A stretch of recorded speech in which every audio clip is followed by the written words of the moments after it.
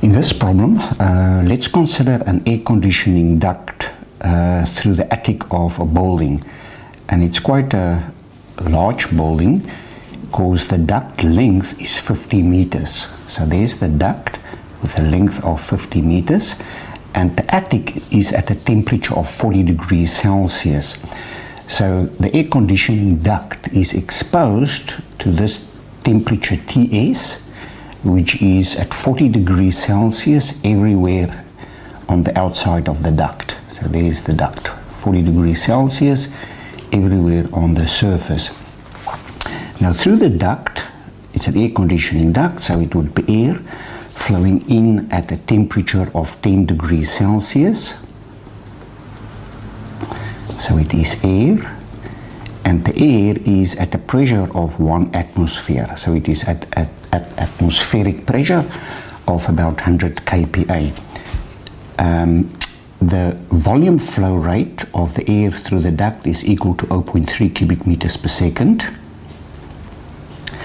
And the duct roughness, epsilon, relative surface roughness, the epsilon divided by the diameter ratio is equal to 1 multiplied by 10 to the minus 3. The duct, the dimensions of the duct are firstly a height of 200 millimeters, so that is 200, and a width of 600 millimeters. And what we have to do is we have to calculate the heat transfer rate to the duct and the pressure drop.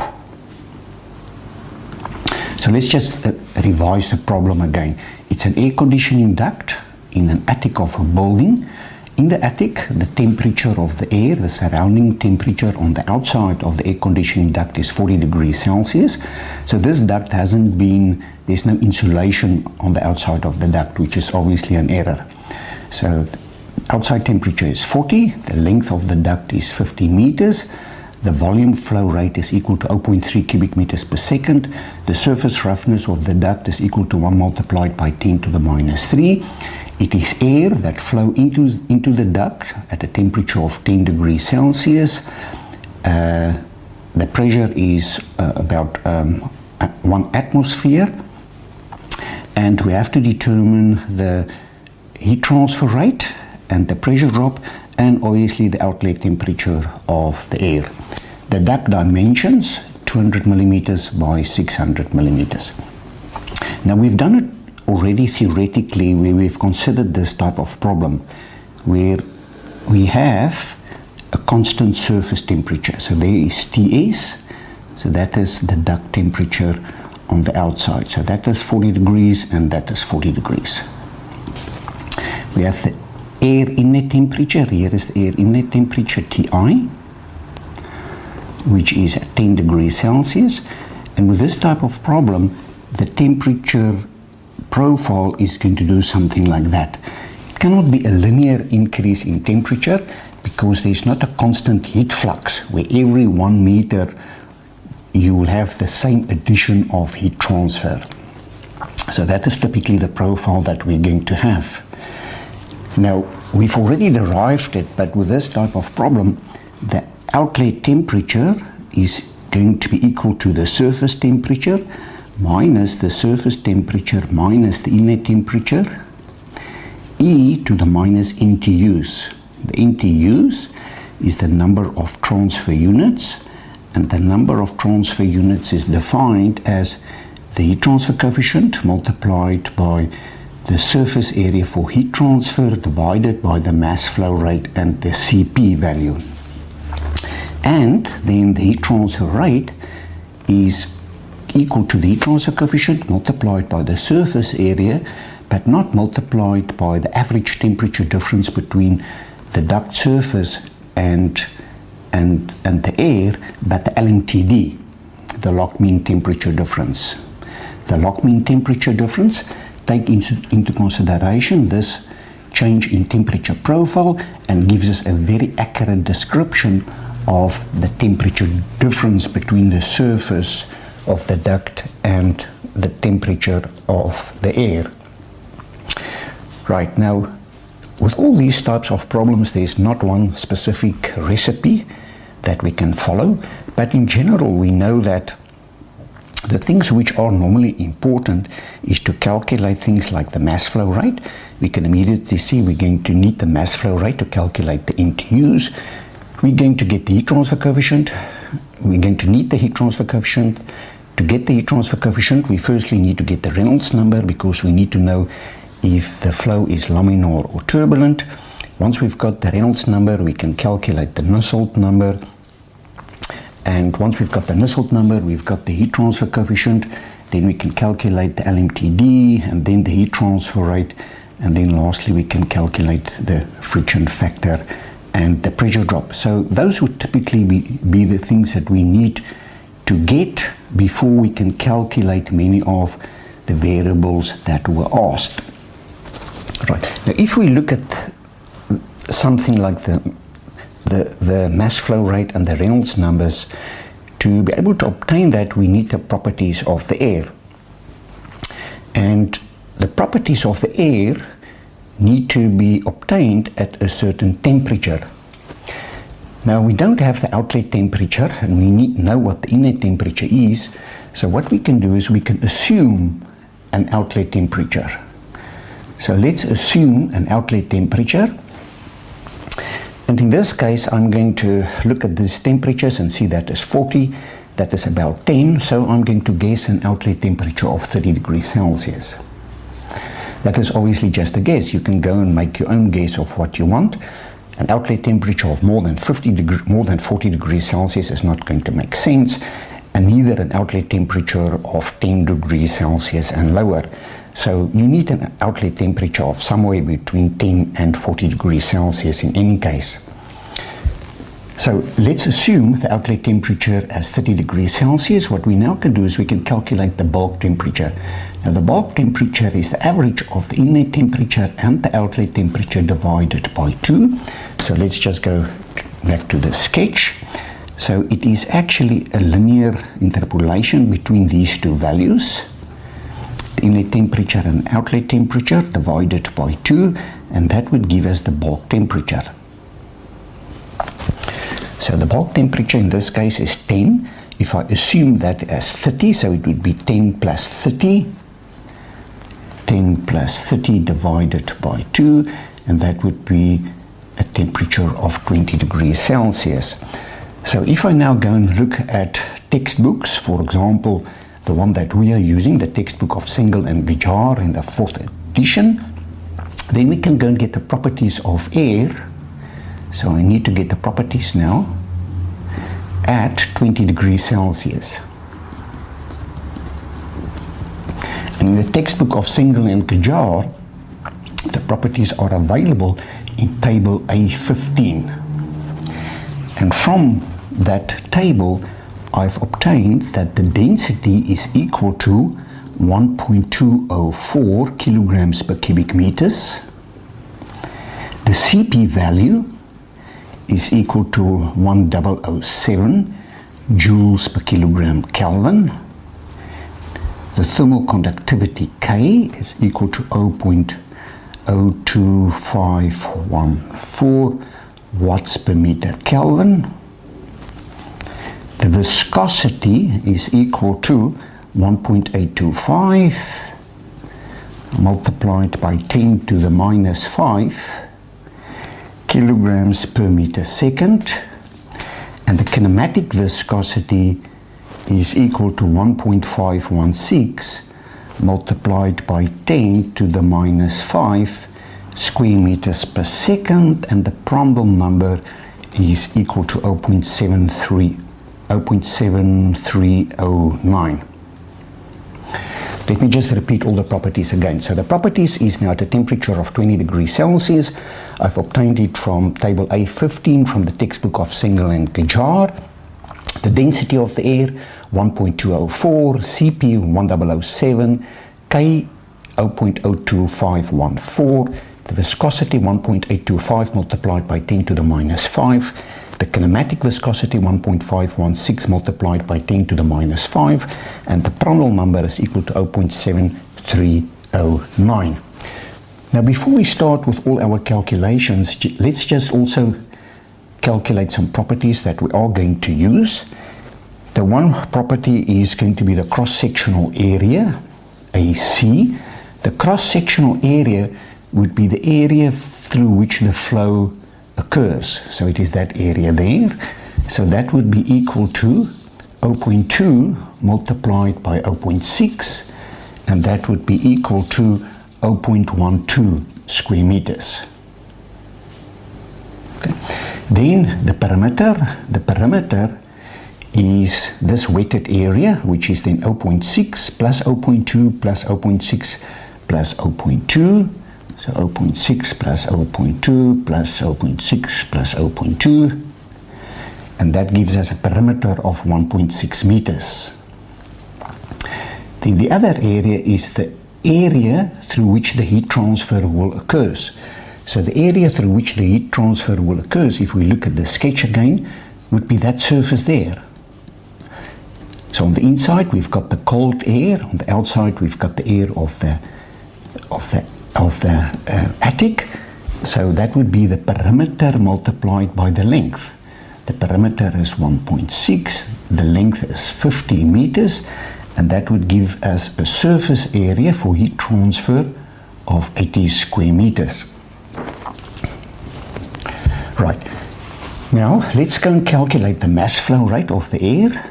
The mass flow rate, by definition, is always equal to the density multiplied by the cross-sectional area multiplied by the velocity. Now, we do not have the velocity, but the volume flow rate has been given to us. Now, the volume flow rate would be equal to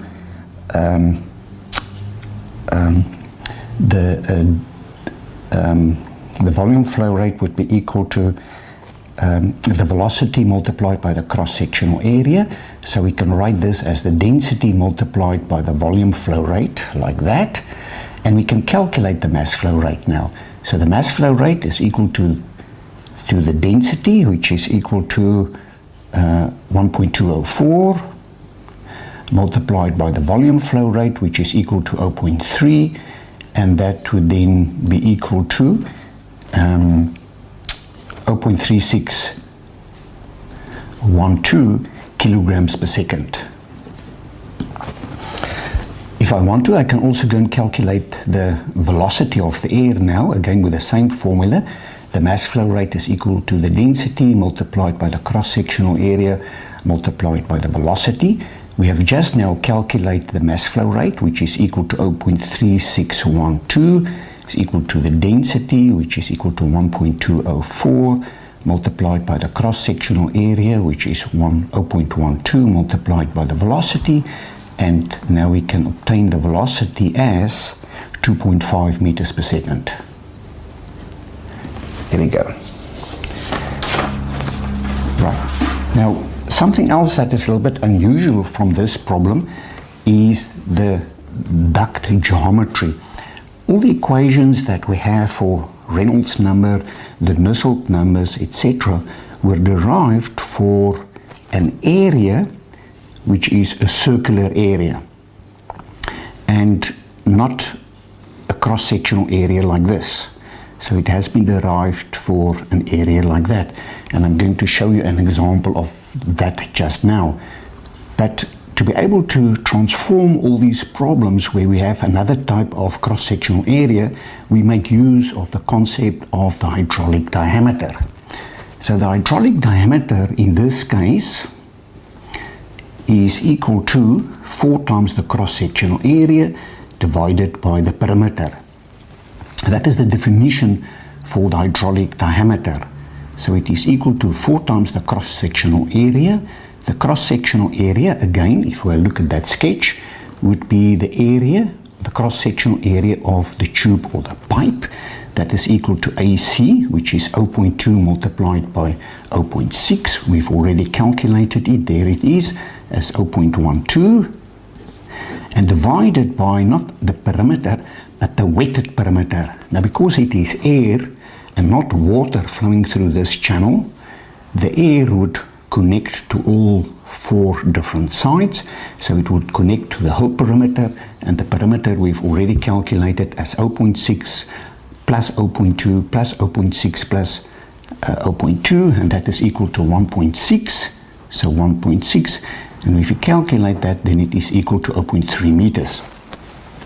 Right, now that we have that, we can calculate the Reynolds number.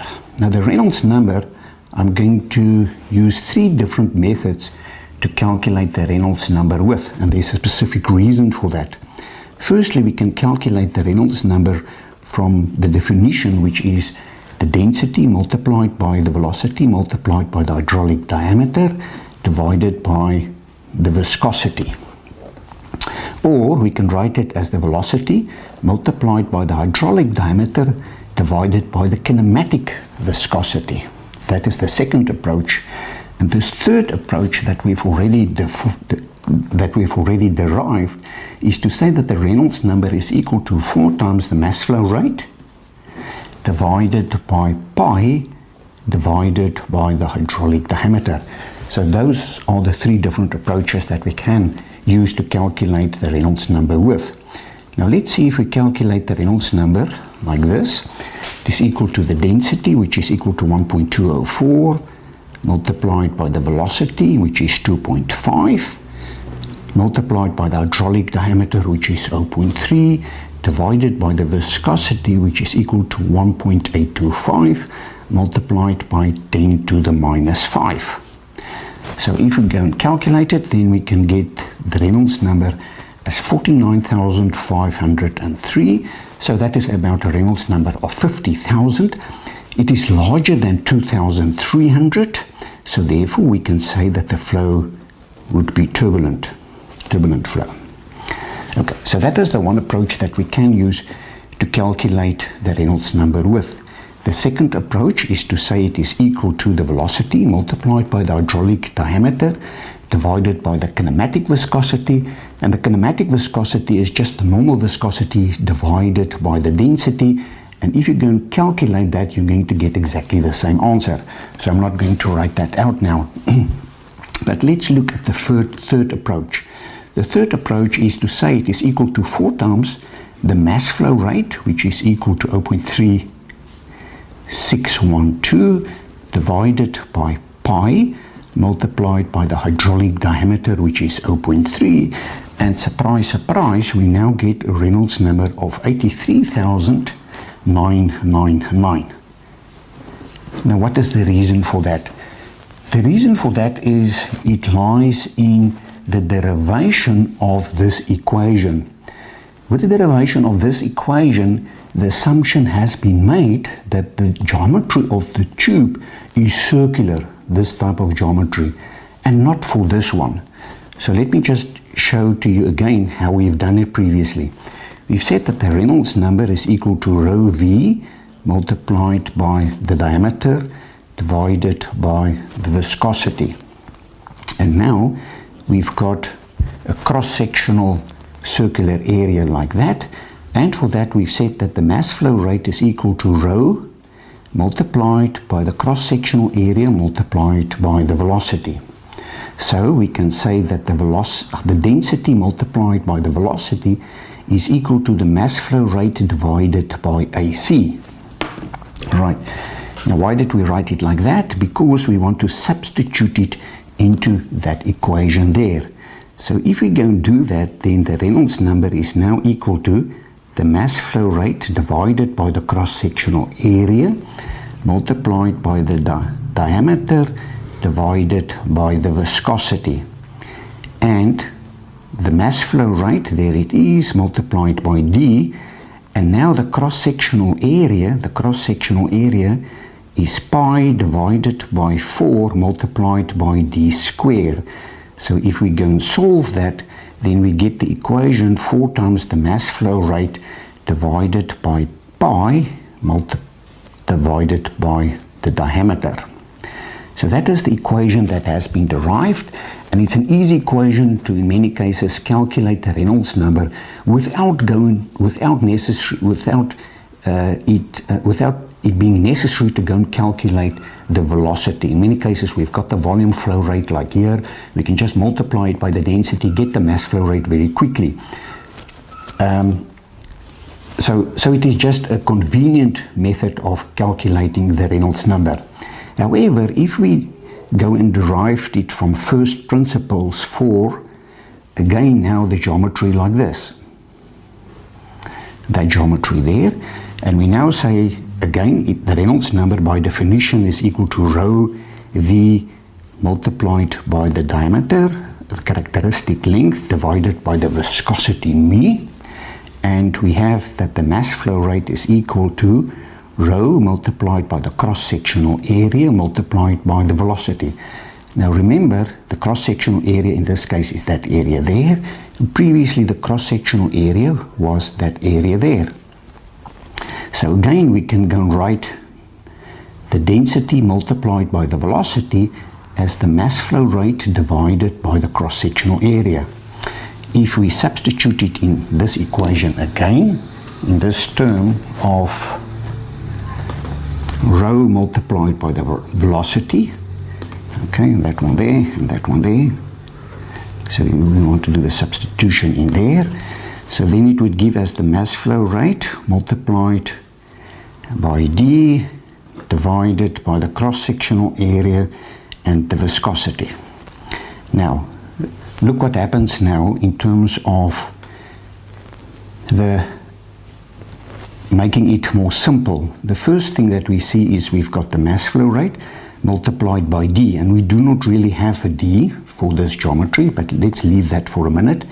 But with a cross-sectional area, what we now have is we cannot say it is equal to pi divided by 4 multiplied by the diameter square. Let's use the dimensions here of A and B. Then we can say it is equal to the cross-sectional area, which is A multiplied by B, multiplied by the viscosity. Okay, and this diameter, because we do not have anything else, is the characteristic length or the hydraulic diameter. So this equation, if we compare it with that one, we can see that they are different.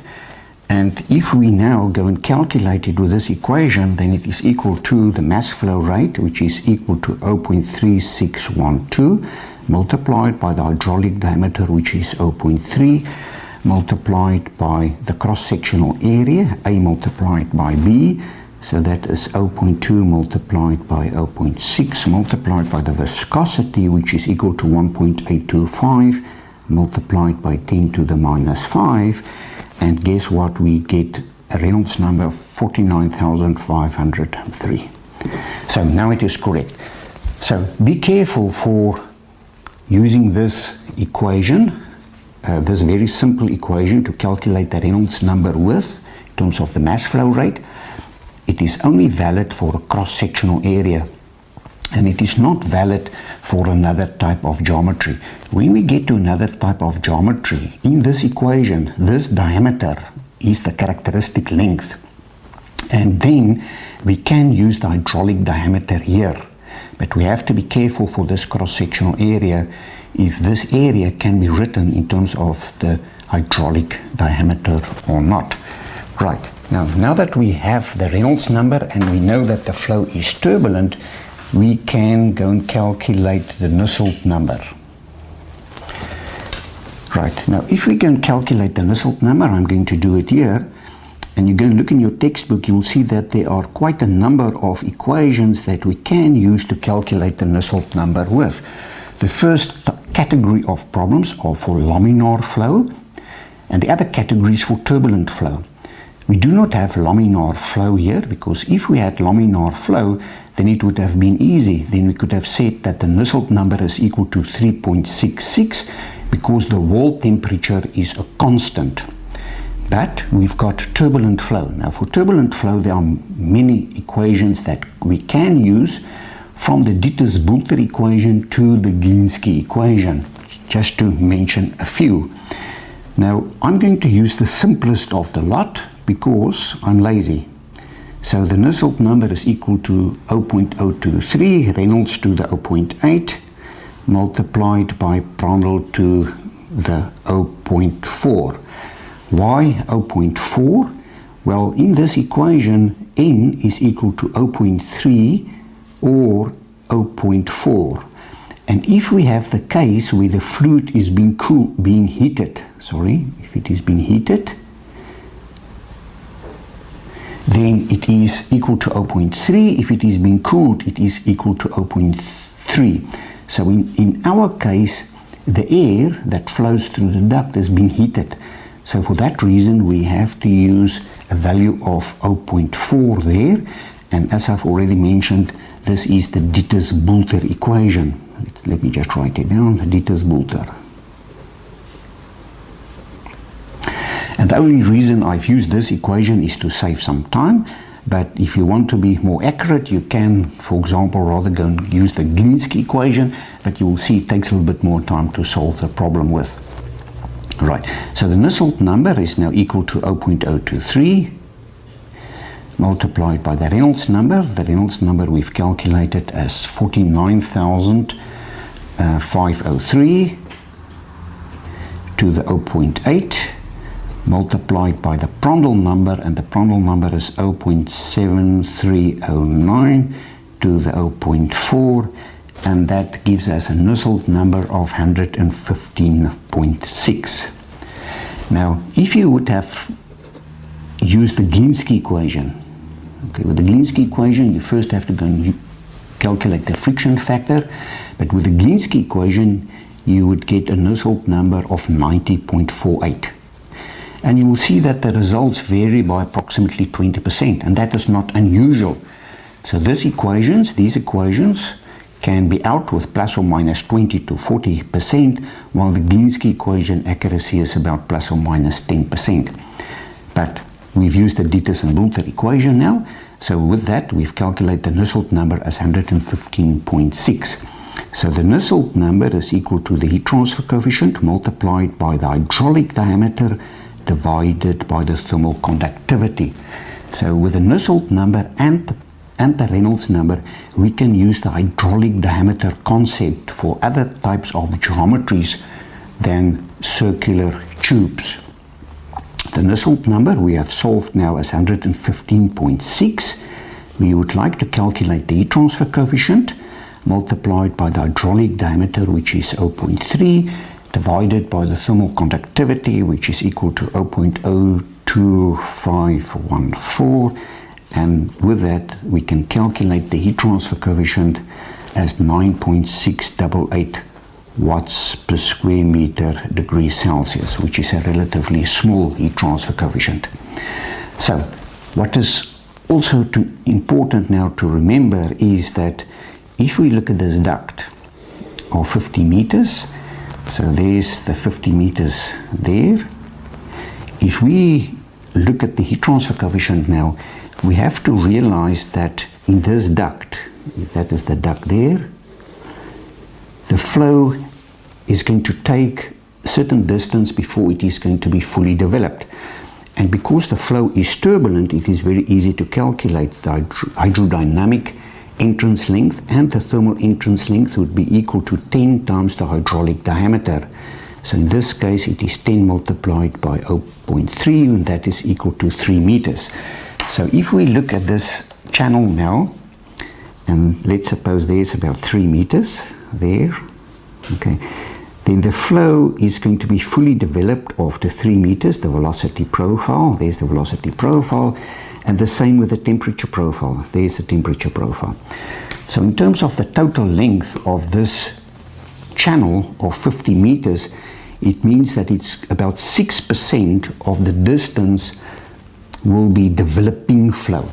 So the heat transfer coefficient is going to do something like this. It's going to be developing until it's fully developed, and then for the last 50 minus 3 meters, it's going to be a constant. So the heat transfer coefficient there is going to be 9.688, and if we want to get the heat transfer coefficient there, we need some other equations. But what we are going to do in principle is we're going to make an assumption, and that assumption is that the heat transfer coefficient is a constant right through the channel, and it is equal to 9.688 watts per square meter degree Celsius. So that is our assumption for the heat transfer coefficient.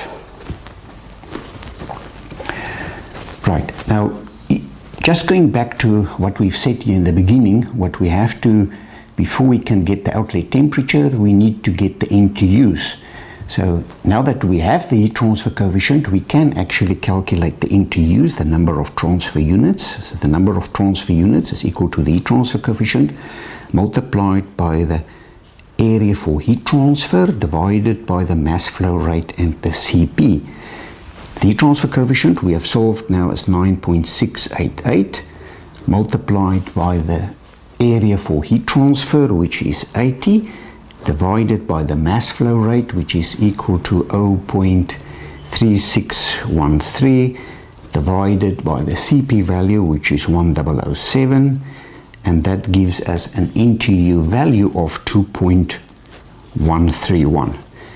Now that is quite a significant NTU. We know that if the NTU starts becoming close to 3, then we can expect that the outlet temperature will be very close to the surface temperature, and when it is 5, then it will be approximately 99.99% of the outlet temperature.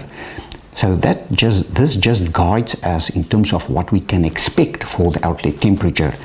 So let's go and calculate the outlet temperature now. The outlet temperature is then equal to the surface temperature minus the surface temperature minus the inlet temperature, e to the minus NTU. Okay, where does this equation comes from? We've already derived it when we've looked at the two different cases of a constant heat flux and a constant surface temperature case. And this is the case for a constant surface temperature case. So that is the outlet temperature. So let's calculate the outlet temperature now. It is equal to the surface temperature, which is 40, minus, again 40, minus the inlet temperature is 10, e to the minus 2.131, the NTUs, and with that we can calculate this outlet temperature as 36.44 degrees Celsius. So let's just go back to the sketch. Here we see the inlet temperature, and that temperature now is going to be 36.44 degrees Celsius. So it's almost within 4 degrees of the surface temperature. Let's calculate now the LMTD, the log mean temperature difference. Let me just go back to the sketch again. The LMTD is very, very easy to calculate. It is this temperature difference minus this temperature difference divided by the ln of those two terms. So let's look at the first part, 40 minus 10. On the left hand side, 40 minus 10, and on the right hand side, let me go to that side again, this side it is 40 minus 36.44 minus 40 minus 36.44 divided by the ln of those two terms, the ln of 40 minus 10 and 36.44. And if we calculate it, then it is equal to 12.41 degrees Celsius. So that is the effective temperature difference, between the air, yes, and the surface of the duct. Now we can go and calculate the heat transfer rate. Let me calculate the heat transfer rate here. So the heat transfer rate is now equal to the heat transfer coefficient multiplied by the surface area multiplied by LMTD. Okay, let me just go back to the sketch again. Okay, what we have derived is that with cases like this, because of this temperature profile, it is not effective to say that the heat transfer rate is equal to the heat transfer coefficient multiplied by the area multiplied by the average temperature difference, because that would be the average temperature difference, Ts minus Tb. We can see that because of this profile, it is not going to give us an accurate. So there was a derivation that we've done in which we've calculated that this effective temperature difference is, there's a ln term in it, and it comes from an e to the minus something, and the result of that is the LMTD temperature difference, and that is what we've calculated now. So if we calculate the heat transfer rate is equal to the heat transfer coefficient, which is equal to 9.688 multiplied by the surface area, and the surface area of the duct is 80, multiplied by the LMTD, which is equal to 12.41, and that is equal to 9616 watts, or 9.6 kilowatts of heat transfer from the hot air to the cold air inside the duct. Now, although I've calculated it like that, it wasn't necessary. I could have done it the other way around also, and that is to just look at the air side. So if we look at the air side of the air that is being heated, then we could have also written it as the mass flow rate multiplied by the Cp multiplied by the outlet temperature of the air minus the inlet temperature. So again, let's just look at the sketch. We've got that temperature there, 36.44, we've got that temperature there, and we've got the mass flow rate and the Cp of the air. So we could have also have calculated it as that.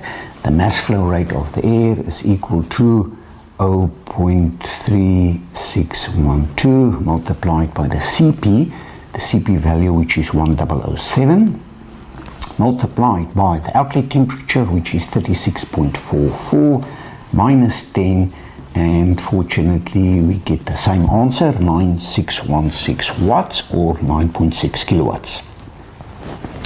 In any case, although it looks as if this is unnecessary, it is a very good, I would always recommend that if you can, that you do that. So you calculate it with two different methods, and you can now have confidence that your heat transfer coefficient must be correct, and that maybe you didn't make a small error somewhere.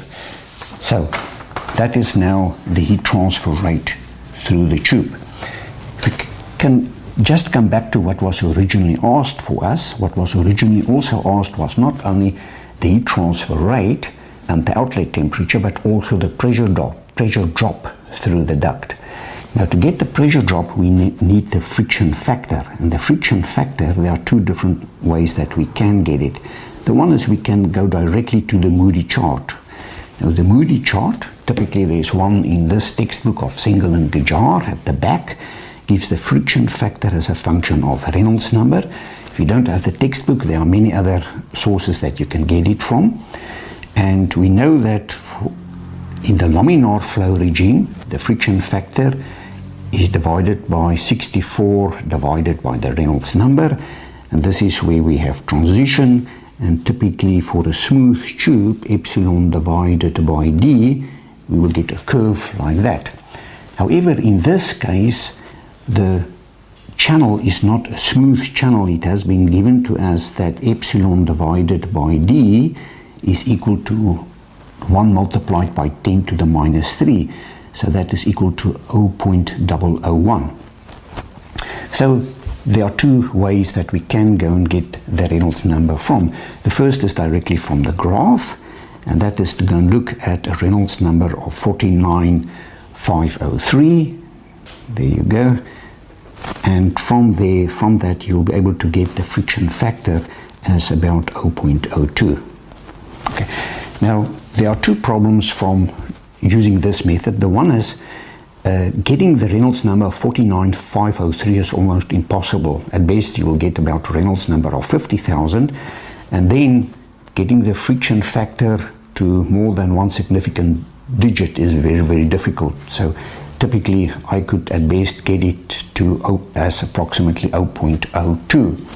Now, there are other methods that can be used to get the friction factor. For example, the Holland method, or the Colebrook equation, which you can use which one you want. And from that, you can calculate the friction factor as 1 divided by the square root of the friction factor is equal to 1.8 times the log of 6.9 divided by the Reynolds number plus the relative surface roughness, epsilon divided by d divided by 3.7, everything to the 1.11, like that. Okay. So it is 1 divided by the square root of the friction factor is equal to 1.8 times the log of 6.9 divided by the Reynolds number plus the relative surface roughness divided by 3.7 to the power of 1.11.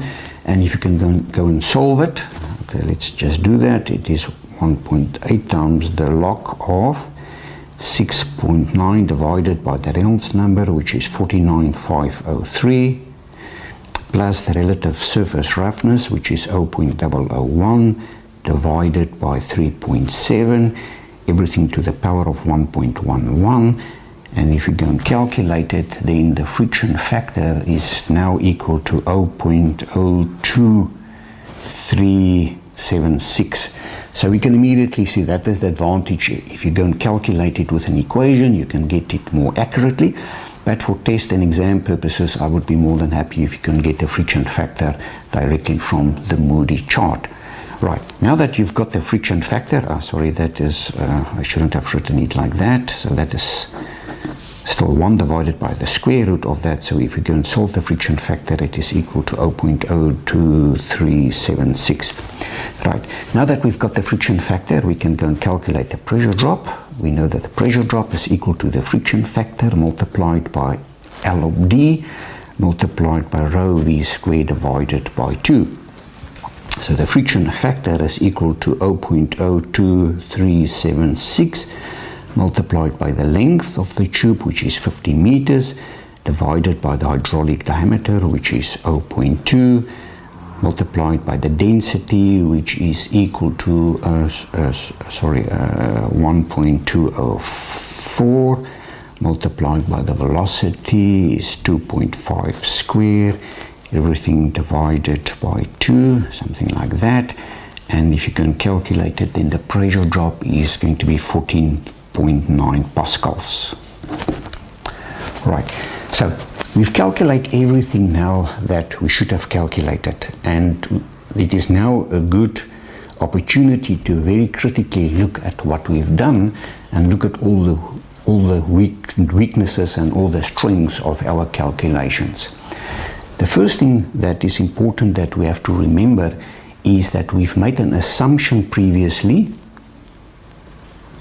of an outlet temperature of 30 degrees Celsius.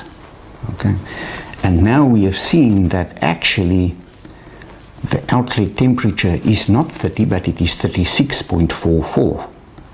Okay, so how do we handle that? Well, it is very easy. What we now can do is we can say, well, let's calculate a new bulk temperature, which is now 10 plus 36.44 divided by 2, and that is now 23.22 degrees Celsius. So the bulk temperature increased now to 23.22, and what we can now do is we can go and get the properties at 23.22 degrees Celsius.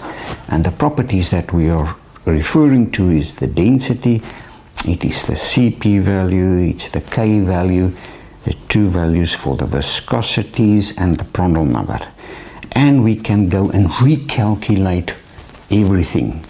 Okay, and we can do it 2 or 3 times until we get that the outlet temperature is equal to the assumed temperature that we've done, and you will see that it converges very quickly.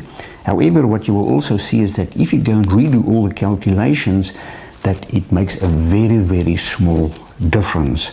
And what is the reason for that? The reason for that is simply that if we look at air, typically being heated from 10 to 36 degrees Celsius, we are talking of a temperature increase of at most 30 degrees Celsius.